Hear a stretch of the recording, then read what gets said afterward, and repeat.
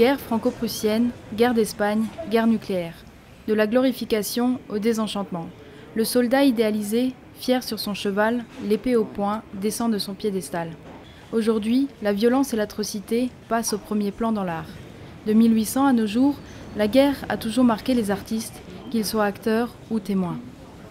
Avant, la guerre était un fait d'armes, un fait glorieux, et que d'un seul coup, elle devient, de manière exponentielle du 19e au 20e siècle, quelque chose qui est un fait plus dramatique et surtout qui porte des conséquences lourdes, voire très lourdes, sur les populations civiles.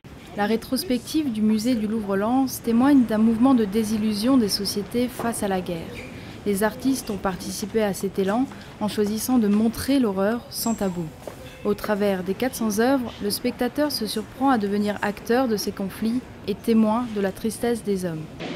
Les artistes se sont accaparés un sujet qui était pour eux la manière de représenter des choses qui n'avaient pas été montrées avant, à savoir la souffrance des populations civiles dans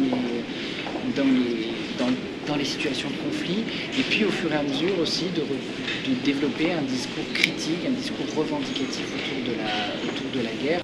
Ici, un soldat blessé et abandonné par son régiment, oublié dans un champ de bataille désert. Soldat héros, devenu homme anonyme, tué par la brutalité de la guerre. Là, le conflit s'impose dans le quotidien d'un couple iranien. Plus loin, une vidéo de poilus invite chacun à rentrer au cœur de la bataille. Les supports diffèrent et trouvent écho dans toutes les sensibilités. Par rapport à la guerre, les supports qui me touchent le plus, c'est la photographie parce qu'on peut voir l'évolution de la guerre, la photographie, et comment elle prend place dans la vie quotidienne, comment elle représente vraiment une actualité et comment elle est capable de toucher les émotions de tous les spectateurs. The paintings mean more to me because I'm older, but I think the younger people look at the photography, they look at the videos because that is the society that they have been used to, the photographs. Au quotidien, les instantanés de souffrance et de violence ont fini de changer notre vision de la guerre. 200 ans après, le désenchantement est définitivement ancré dans la société.